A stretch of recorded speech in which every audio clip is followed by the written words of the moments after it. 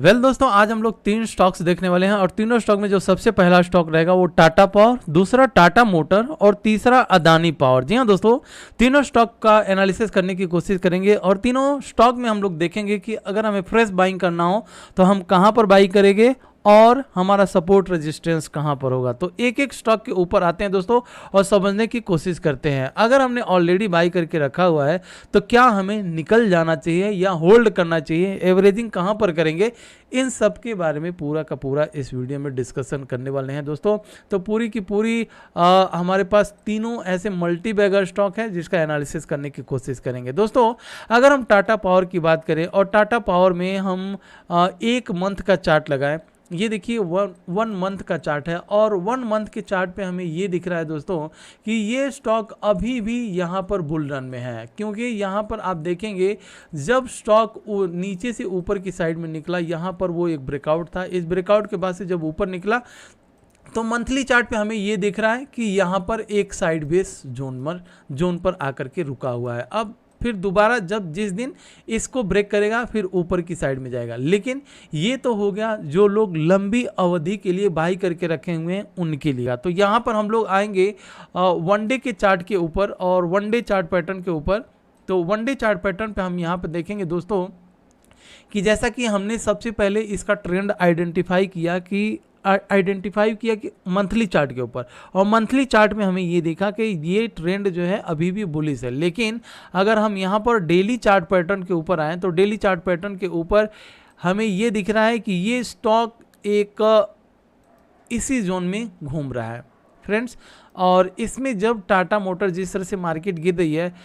Tata power जब market गिर रही है तो मार्केट गिरने में जो आपके सामने यहाँ पर ये गिरावट दिख रही है, इस गिरावट में आप देखेंगे तो यहाँ पर कोई भी एक ऐसी बड़ी वॉल्यूम रेड वाली नहीं बनी है ताकि जिससे हम लोग ये समझ करके ये समझे कि हाँ इसमें और सेल ऑफ हो सकता है। वैसे जब मार्केट गिर रही है तो थोड़ा बहुत और गिरावट तो आ सकता है, ये बात अलग है, लेकिन इसमें ऐसा कोई वॉल्यूम नहीं है जिससे ऐसा लगे कि जो लोग नीचे की साइड में बाई करके रखे हुए हैं टाटा पावर को वो लोग निकल रहे हैं। तो यहाँ पर तो हमारा कॉन्सेप्ट क्लियर हो गया कि जो लोग भी इस स्टॉक में इन्वेस्टेड हैं नीचे के लेवल पे, वो लोग अभी भी इस स्टॉक में पड़े हुए हैं। तो दोस्तों अब हम बात कर लेते हैं कि हमें कौन से लेवल पर एक फ्रेश बाइंग करना चाहिए। अगर हम लोगों ने यहाँ पर नीचे की साइड में एक सपोर्ट लगा करके रखे हुए हैं और सपोर्ट है 202 रुपये का,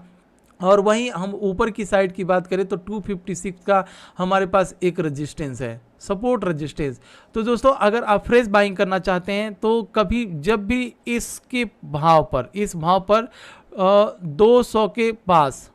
जब भी आता है तो हमें अगर स्टॉक में 100 रुपये सपोज लगाने हैं तो यहाँ पर हम कितना लगाएंगे, 30 रुपये लगाएंगे और हमारे पास 70 रुपया और रहेगा। सपोज अगर इस बॉक्स को नीचे की साइड में ब्रेक कर दिया तो फिर एवरेजिंग करने के लिए। लेकिन अगर क्या होगा, अगर सपोज ये नीचे ही ना आकर के ऊपर चलने लगे तो हमें कौन से लेवल पे फिर से बाइंग करना है। तो दोस्तों उसके लिए 256 के ऊपर जैसे ही ये स्टॉक निकलेगा तो फिर ये अगेन बुलरन में आ जाएगा। तो 256 के ऊपर हम लोग कितना लगाएंगे, 50 रुपये लगेंगे और 50 रुपया जेब में रखेंगे। उस 50 रुपये जेब में क्यों रखना है यहाँ पर थोड़ा हम समझेंगे, क्योंकि आपको ऊपर की साइड में यहाँ पर जाकर के एक रेजिस्टेंस फेस करने के लिए मिलेगा और इस रेजिस्टेंस को जब ब्रेक करेगा तो ऑलमोस्ट अपने ऑल टाइम हाई या 52 वीक हाई को ब्रेक कर देगा और वहाँ से एक अच्छा खासा प्रॉफिट भी दे सकता है। लेकिन नीचे की साइड में अगर हम लोग करेक्शन देखें तो एक अच्छा खासा कम से कम 10-12% तक का यहाँ पर करेक्शन हो चुका है। और अगर 15 से 20% तक का करेक्शन यहाँ पर नीचे की साइड में दे दोस्तों, कोई भी जो मल्टी बैगर स्टॉक हो या फंडामेंटल स्ट्रॉन्ग कंपनी हो, 15 से 20% तक का अगर गिरावट दे या करेक्शन दे तो वहाँ पर आंख बंद करके 50 रुपये हमें अपने 100 रुपये के लगा देने हैं, बाकी 50 रुपये रखना है ताकि अगर वो उसमें या जिस तरह से ग्लोबल सिनारियो जो है वो गड़बड़ चल रहा है, ताकि अगर यही स्टॉक और नीचे चला जाए तो 50 रुपये और डालेंगे, लेकिन कभी भी 100 रुपये नहीं डालने हैं। तो ये तो हो गया टाटा पावर का। अब हम आते हैं टाटा मोटर के ऊपर दोस्तों। टाटा मोटर का अगर हम लोग मंथली चार्ट के ऊपर जाएं तो मंथली चार्ट में हमें ये दिख रहा है दोस्तों कि यहाँ पर सबसे पहले हम लोग ट्रेंड को आइडेंटिफाई करेंगे और आइडेंटिफाई करके फिर छोटे टाइम फ्रेम पर चलेंगे। दोस्तों अगर हम यहाँ पर देखें तो ये भी एक ऐसा जोन था जहाँ पर टाटा मोटर ने कई दिनों तक कंसोलिडेट किया। मतलब अगर आप देखें महीने का देखें तो 1 2 3 4 5 6 7 महीने तक एक ही जोन में टाटा मोटर घूमा था। उसके बाद से फाइनली ये ब्रेकआउट हुआ था, ब्रेकआउट होने के बाद से एक अच्छा खासा प्रॉफिट दिया हुआ है। तो फिलहाल अभी ट्रेंड अगर हम लोग देखें तो ट्रेंड जब तक इस सपोर्ट को नीचे की साइड में ब्रेक ना कर दे तब तक ट्रेंड पॉजिटिव में ही रहेगा। तो चलिए अब छोटे टाइम फ्रेम पर देख लेते हैं, क्योंकि बड़े टाइम फ्रेम पर हम लोगों ने देखा कि अभी भी इसका ट्रेंड जो है अब ट्रेंड में ही है टाटा मोटर। तो हमें फ्रेश कौन से लेवल पे बाई करना है उसे हम लोग समझ लेते हैं। तो अगर मैं वीकली चार्ट के ऊपर आऊं तो वीकली चार्ट पे हमें यहाँ पर एक बहुत बड़ा सपोर्ट देखने के लिए मिल रहा है, और वो हमारे पास सपोर्ट कौन सा है, यहाँ पर एक सपोर्ट रहेगा, सपोर्ट है 351 का। अब सवाल ये उठता है कि 351 जो सपोर्ट है ये सपोर्ट इस गिरावट में देखने के लिए मिलेगा कि नहीं मिलेगा, क्योंकि यहाँ पर एक डिमांड जोन आएगा और जैसे ही इस डिमांड जोन पर आता है दोस्तों तो बहुत से लोग स्टॉक को, जो बड़े बड़े इन्वेस्टर हैं वो अच्छे अच्छे स्टॉक पर निशाना लगा करके रखते हैं दोस्तों। उनका ये मानना होता है कि मैं इसमें जब तक अगर ये गिरावट हो रही है जब तक अपने डिमांड जोन पर नहीं आता है तब तक मैं इसे बाई नहीं करूंगा। और जिस दिन भी इस जोन पर आता है फ्रेंड्स तो उस दिन वो लोग, वही इन्वेस्टर यहाँ पर बाई करते हैं, और बाई करने के बाद से आप जब किसी भी स्टॉक का एनालिसिस करेंगे दोस्तों उसके प्रीवियस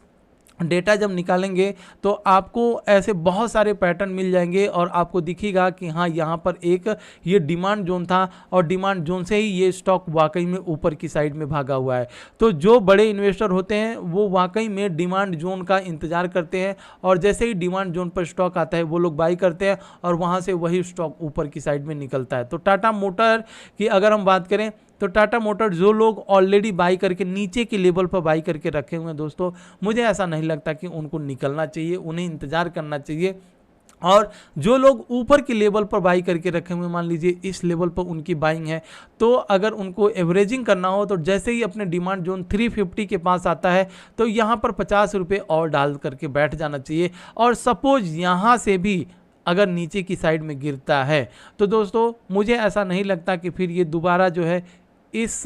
जोन के नीचे आ सकता है। वैसे ये स्टॉक मार्केट, इसमें कुछ भी नहीं कहा जा सकता, लेकिन फिर भी जो स्टॉक का फंडामेंटल, जैसे टाटा के स्टॉक को हम लोग देखने जा रहे हैं तो टाटा के स्टॉक में हमें ये नहीं प्रेडिक्ट करना है कि नहीं ये कंपनी जीरो बन जाएगी, टाटा मोटर जीरो हो जाएगा, ऐसा हमें ये नहीं सोचना है। अगर हम ये इस तरह से सोचते हैं तो फिर हम किसी स्टॉक पे पैसा नहीं लगा पाएंगे, और अगर हम किसी स्टॉक में पैसा भी लगाते हैं और वो स्टॉक थोड़ा बहुत में नीचे आता है तो हम डर करके निकल जाते हैं, हम हमेशा लॉस ही बुक करते हैं, क्योंकि स्टॉक मार्केट का रूल है आप जहां पर भी एंट्री करोगे दोस्तों वहां से थोड़ा बहुत नीचे आएगा, और आप थोड़े बहुत गिरावट से डरते हो तो जाहिर सी बात है कि आप अपने पैसे को लूज करते चले जाओगे। तो यहाँ पर टाटा मोटर 350 के पास आता है तो एक फ्रेश बाइंग भी की जा सकती है, लेकिन जो लोग चाहते हैं कि जब तक ये नीचे गिर रहा है तब तक हम लोग इसे वेट एंड वॉच लिस्ट में रखेंगे, और जब मार्केट का कंडीशन, ग्लोबली कंडीशन सब कुछ ठीक होगा तब हम बाई करेंगे। तो उनके लिए तो दोस्तों जब एक ट्रेंड, मान लीजिए यहाँ पर, फिर उनको ये देखना होगा कि यहाँ पर एक हाई बना, उसके बाद से लो बना, फिर हाई बना, फिर लो बना, मतलब प्रीवियस हायर लो को, यहाँ पर हायर लो को ये तोड़ दिया, तोड़ने के बाद से फिर दोबारा यहाँ पर एक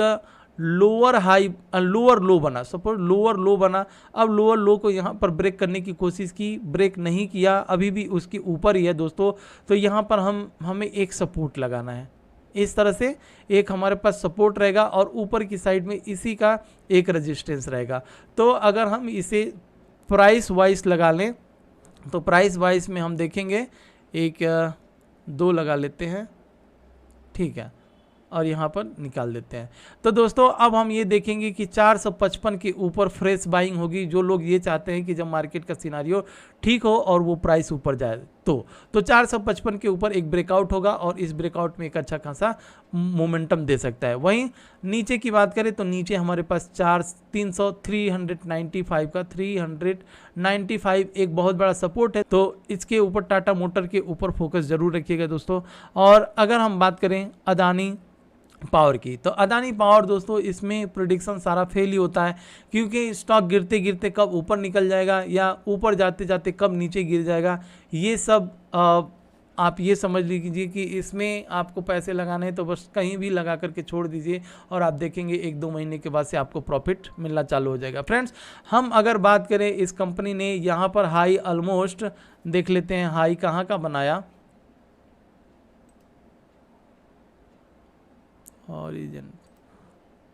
देखिए ऑलमोस्ट इस कंपनी ने हाई बनाया 312 रुपये का और फिलहाल अभी 254 रुपये इसका प्राइस चल रहा है। और लो इस कंपनी ने अभी रिसेंटली लो बनाया था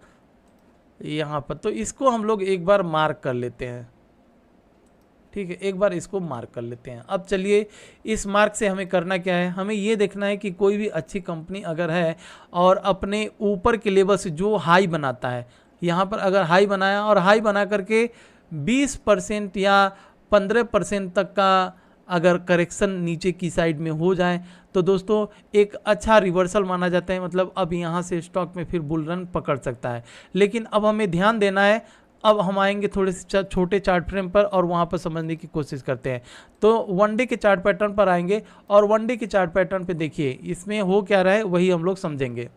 दोस्तों देखिए जब ये स्टॉक नीचे गिरा था, नीचे गिरने के बाद से ऊपर भी गया, तो ऊपर से फिर ये नीचे भी आया, तो जब तक ये अपने यहाँ पर, इसको हम लोग क्या बोलेंगे, हायर लो, जब तक इस हायर लो को ये ब्रेक नहीं करता है तब तक ये स्टॉक बुल रन में रहेगा। तो हायर लो का वो कौन सा प्राइस है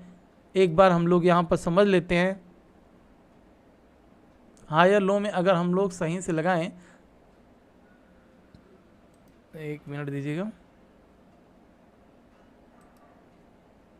और इसे हम लोग यहाँ पर निकाल देते हैं। ठीक है,